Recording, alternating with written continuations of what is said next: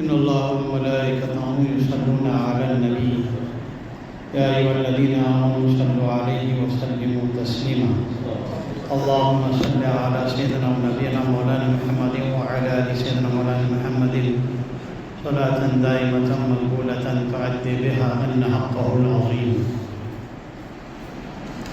نحمده ونصلي ونسلم على رسوله الكريم أما بعد أعوذ بالله من الشيطان الرجيم بسم الله الرحمن الرحيم يا أيها الذين آمنوا اتقوا الله وكونوا مع الصادقين صدق الله مولانا العظيم وبلغنا رسوله النبي الأمين المكين الكريم ونحن على ذلك لمن الشاهدين والشاكرين والحمد لله رب العالمين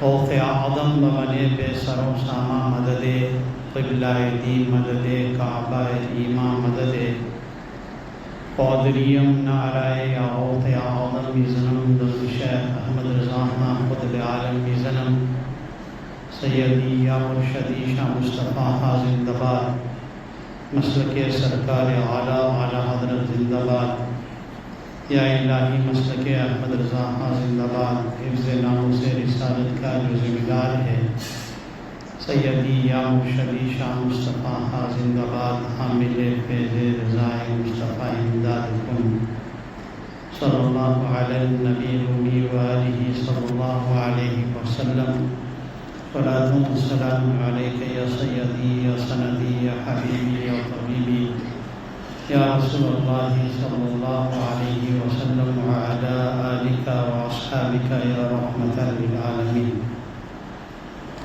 All praises due to Almighty Allah. Durood and salams upon the most perfect, exalted and glorified of Allah's creation, Sayyiduna wa Mawlana Muhammad sallallahu alayhi wa sallam. His blessings and salutations upon the Anbiya Kiram, Ahl Bayt Athar, Sahaba Kiram, Khulafa Rashidin, Tabain, Tabi Tabain, Aimma Mujtahideen, Awliya Kamilin, and all those who will follow the path until the last day. We thank Almighty Allah for His infinite mercy and for the wasila of the beloved Rasul sallallahu alayhi wa sallam for blessing us with the opportunity to congregate for Salatul Jummah and prostrate in His most exalted court. Before continuing, let us direct our hearts, our thoughts and our minds towards the holy and the sanctified court of the beloved Rasul sallallahu alayhi wa sallam, and in doing so let us collectively recite Durood Sharif. Allahumma salli ala Sayyidina wa Nabiyyina Mawlana Muhammadin wa ala ali Sayyidina Mawlana Muhammadin na'adil al-judi wal-karami wa alihi al-kiram ibnihi al-kareem wa barik sallu alayhi. Alhamdulillah. Alhamdulillah. By the grace of Allah and the mercy of Rasulullah sallallahu alayhi wa sallam, once again we have another Jummah. We have another day of Eid. Because the beloved Rasul sallallahu alayhi wa sallam said that Jummah is the day of Eid, is Yawm al-Eid.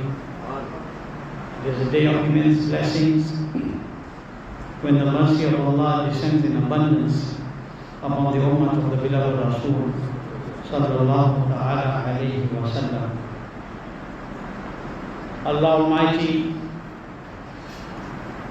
has granted us the ummah of the beloved Rasul sallallahu alayhi wa sallam the unique and a very special excellence. And we are so fortunate as the ummah of Rasulullah sallallahu alayhi wa sallam that those nations that lived for 900 to 1,000 years at a time did not attain that which we have attained in our short space of time.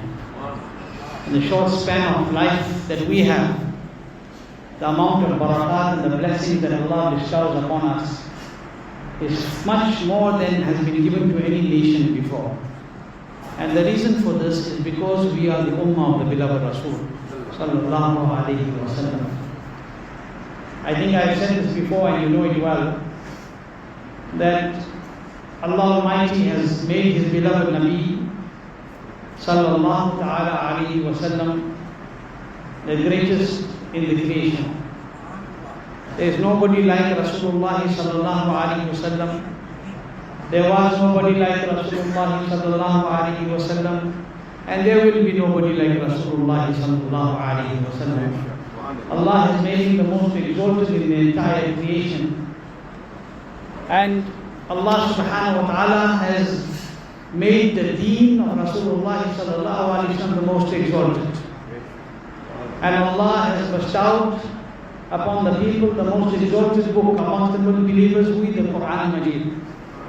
And with all of that, Allah has made us the most exalted of all nations. The greatest ummah of every ummah that came on this dunya is the ummah of Rasulullah sallallahu alayhi wa sallam. And why do we attain this excellence?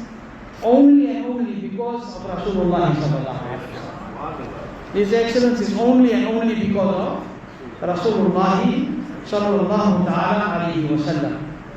And in the ummah of Rasulullah sallallahu alayhi wa sallam, Allah Almighty has given special excellence to those beloved servants of Almighty Allah who have spent their days and their nights in the ta'at and in the ibadat of Almighty Allah, in the obedience of Almighty Allah.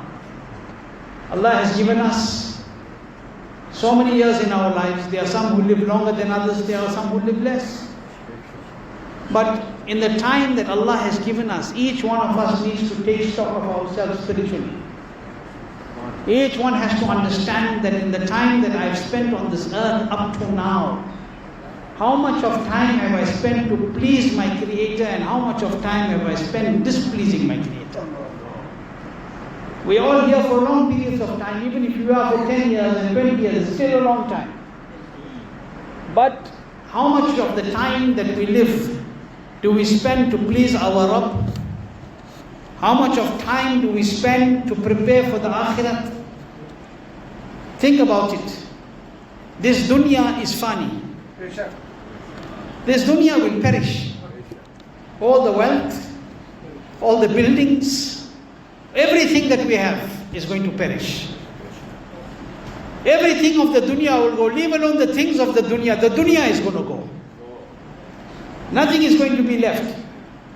Yet we strive more for this than we strive for the Akhirat. We strive more for this dunya than we strive for our abode in the Akhirat. What will be our condition in the hereafter, and how will our abode be in the Akhirat? The condition of attaining a blessed abode is Iman. The condition of attaining a blessed abode is Iman. If a person leaves the world with Iman, he is successful. If he left the dunya with Iman, he is successful. And if he left the dunya with everything and no Iman, there comes. He has failed, he has been unsuccessful. But the best way to attain success, the great scholars have said that if you want to be kamyab here and you want to be kamyab in the hereafter, then the best way to do that is to become a slave of the slaves of the slaves of the court of Rasulullah sallallahu alaihi wasallam. Humble yourself before those who are accepted in the court of Allah and His Rasul sallallahu ta'ala alayhi wasallam, and have sharam, have modesty, have haya, have fear. The reason that we are falling into this deep abyss of guna is because people have stopped fearing.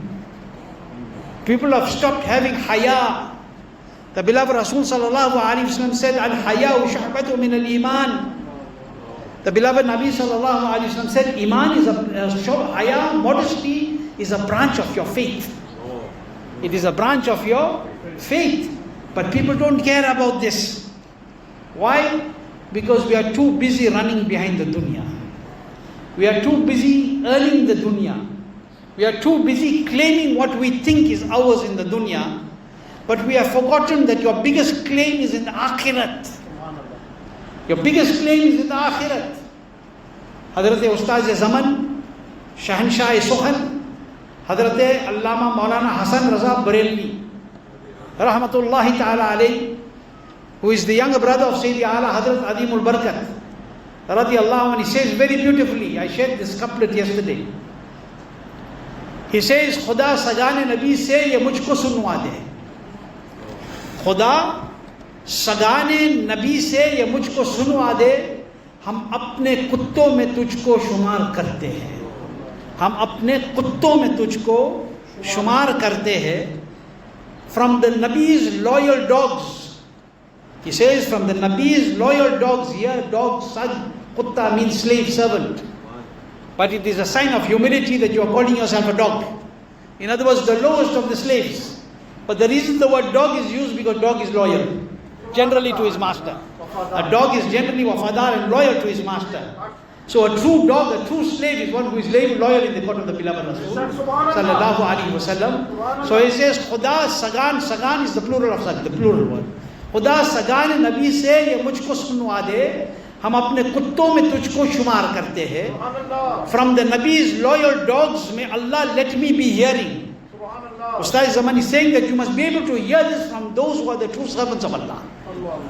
You must be able to hear this from those who are the true slaves of Allah and His Rasul sallallahu alaihi wasallam. Khuda sagane Nabi se ya mujhko sunwa de, from the Nabi's loyal dogs. Loyal dogs, may Allah let me be hearing. Hearing what? Among our personal loyal dogs, you too we are counting. In other words, amongst our own slaves, you too we are counting. He says, when you do that, then you are successful here and you are successful in the hereafter. Because those who are regarded as loyal in the court of Allah are calling you their loyal slaves. Now the pious servants of Allah, they strive their entire lives to be in the company of the pious. That is why Allah is saying in the Quran, I read this ayat almost every Jummah, وَكُونُوا مَعَ الصَّادِقِينَ. Keep the company of pious people. Keep the company of virtuous people. Keep the company of meritorious people. The Quran is not telling you anyway, keep the company of those people who got the most money. It's not telling you keep the company of those who have the highest buildings. It doesn't tell you keep the company of those who own the most land. It tells you keep the company of those who fear Allah. Keep the company of the pious. Who are the pious? Jiske dil mein khauf khuda hai. Those who truly fear Allah. And when these servants fear Allah, then they reach a level of excellence when you and I cannot even fathom. We cannot even understand. Why? Because whatever they do not do for the dunya. Whatever they do in the dunya, they do whilst preparing for the akhirat. Whatever they do, this is the very important thing. And I think this is where most of the people slip. This is what everybody seems to not catch.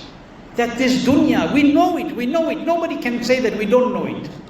Everybody knows it, that you're not going to be here forever. But the problem that we have is that in our subconscious we forget it. In our subconscious we forget it because we are overwhelmed by this pomp and the splendor of this dunya. We are overwhelmed by the pomp and the splendor of this dunya which will perish one day. The pious servants of Allah, no matter what happens, they have this in front of them, mouth is going to come. Death is closer to you and I than our jugular vein. It is going to come. It is going to come. And nobody can evade it. Nobody can evade it. No matter how powerful, no matter how wealthy we may be, we cannot evade death. Nobody can evade death. Because when the surah is blown, when Allah commands and He wills, then even the angel of death will be finished, will leave. Even he will pass away. Nobody can evade death. That is why the pious servants of Allah have kept death in front of them. They have kept the akhirat in front of them. Whatever they did for the hereafter. Hazrat Sayyidina Imam radiallahu anhu explains a beautiful narration.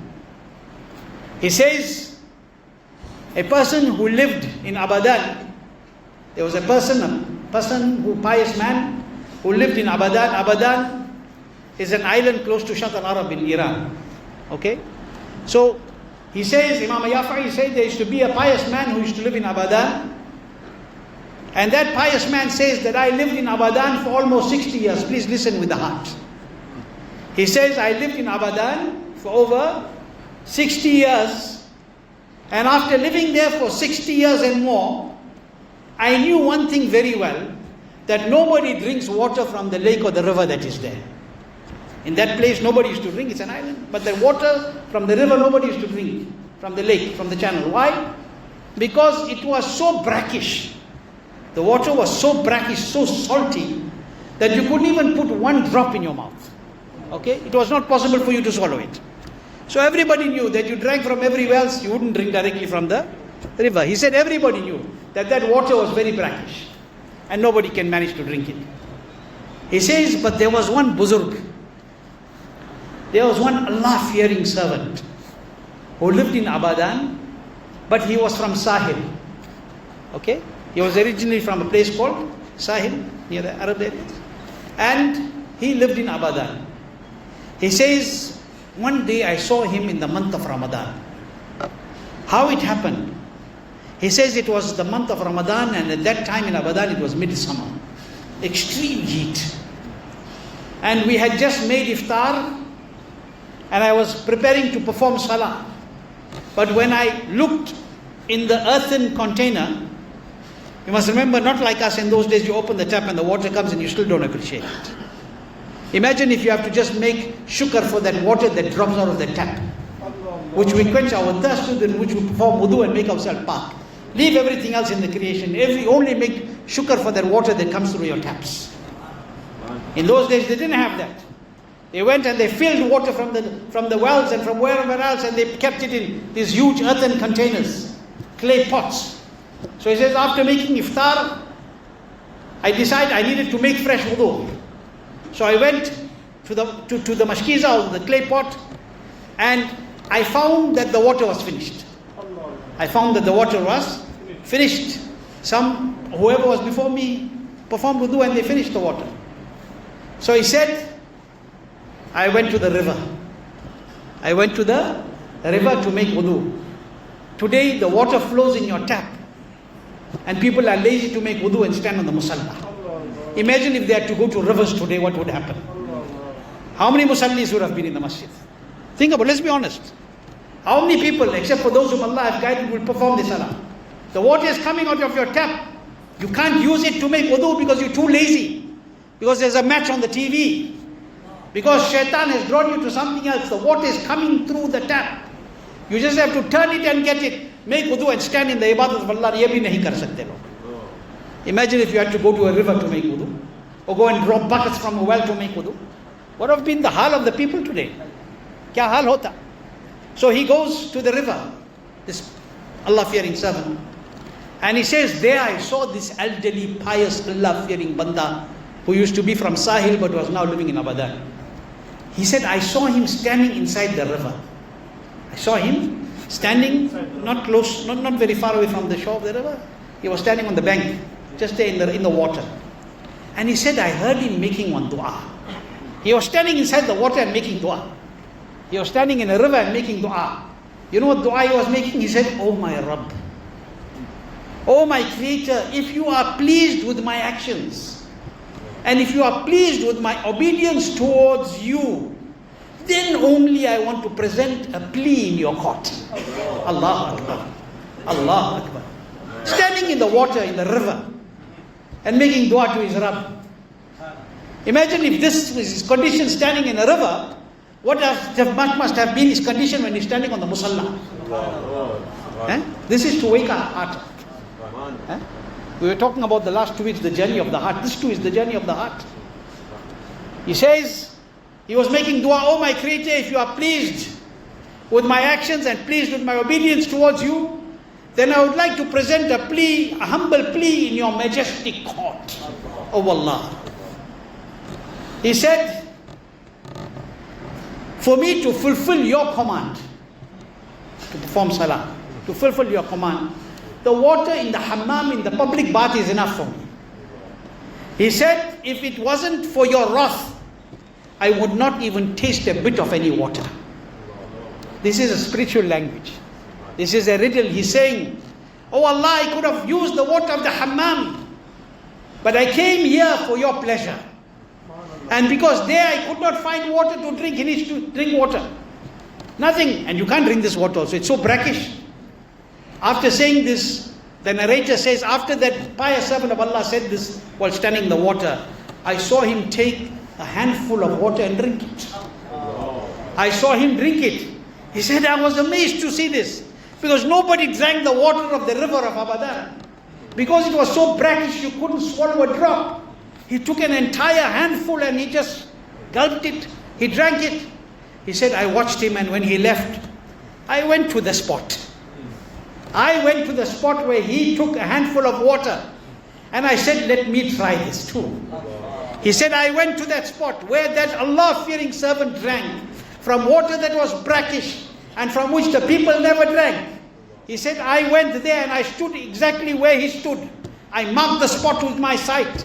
I went there and I took that water and I put the water into my mouth. He said, by Allah, I have never tasted anything sweeter in my life. Allahu Akbar. By Allah, I have never tasted anything sweeter. It was sweeter than sugar. That brackish water was sweeter than sugar. He said, I drank to my satisfaction. It was hot. It was the month of Ramadan, iftar time. I drank as much as I could until I was satisfied, and then I left. He said, I tried to find that servant of Allah. Suddenly he appeared to me. Listen, I'm ending with this. Suddenly he appeared to me. One day, he met me and he says to me, you come here. Come here. Go to him. He says, I had a dream. I had a dream. And in the dream I heard a voice. And the voice was saying to me, Mubarak to you. The voice was saying to me in the dream, glad tidings. Mubarak to you, we have prepared for you a mansion. We have prepared for you a mansion which when you see, your eyes will be delighted. Which when you see, your eyes will be delighted. And in 1 week from now, we will fill that mansion with fragrances. In 1 week from now, we will fill that mansion of yours with fragrances. And the name of that mansion that we have built for you is called Darus Surur, the house of delight, the house of happiness, the house of joy. The narrator says, he told me this, what he dreamt, and he went away. He said, exactly 7 days later on a JUMMAH, I saw him that he was going to make wudu in the river. He slipped and he fell and he drowned. Exactly 7 days later, he slipped and he fell into the river and he drowned. You must remember, drowning, death by drowning gives you the status and the level of the sawab of a martyr. Okay? The sawab of a martyr. He says that he slipped in the river and he drowned. He drowned, and after namaz Jummah that day, we buried him. He said, we buried him, and 3 days later, I saw him in my dream. 3 days later, I saw him in my dream dressed in a green garb. Dressed in a green garb. I asked him, how is everything? What is your condition? He said, as promised, Almighty Allah entered me into Darus Surur. Allah entered me into the house of delight. 7 days before he had dreamt, 10 days before, he had dreamt that 7 days, in 7 days we will fragrance the house for you, which we have prepared for you. 7 days later he passes away. 3 days later he comes in the dream of this pious man. Says, Almighty Allah has entered me into the house of delight. The narrator says, tell me about that mansion. Tell me about that mansion which you entered. He said, it is impossible for me to describe it. He said, it is impossible for me to describe it, and it is impossible for you to perceive it. Neither can I describe it, nor can you understand it. He says, but I wish my family would know something. I wish my family would know something. That because of their sincere attachment to me, there are houses prepared next to mine for them also. There are houses prepared next to mine for them also. And then he looks at the narrator. The narrator says, he says to me that every blessing is found in that house. And he then looks at the narrator and he says to the narrator, and you listen, there is also a mansion for you. There is also a mansion for you. What is the gist of all of this? That they did whatever they did for the akhirat. Whatever they prepared for the akhirat. And before they left the world, Allah gave them basharat of their house in Jannah. Allah gave them glad tidings of their mansion in Jannah. But it teaches you something, that if you hold firm to those who are firm in Allah's deen, to those who are Allah fearing, then because of them you too will get that which they are getting. This pious servant of Allah only drank from where he drank. He went there and he stood where he stood, and he drank from where he drank. He got a mansion in Jannah because of that there.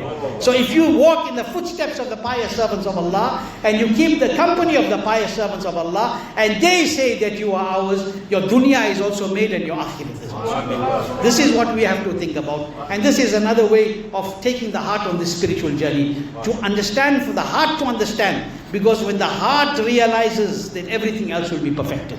Allah keep us with Iman, let us keep this world with Iman. Those who are ilallah gone in Shifai Kamil said Ajit, those that have passed away in Ahlul Sunnah, Allah exalt them in Jannat al-Na'im. Special dua for the Sunni Muslims of Palestine, Lebanon, and wherever else in the world that they are going through difficulties. The Muslims of India that are going through a difficult time as well now. May Allah make it easy upon them. And may Allah subhanahu wa ta'ala give sakht badla to those zalims and the enemies of Islam.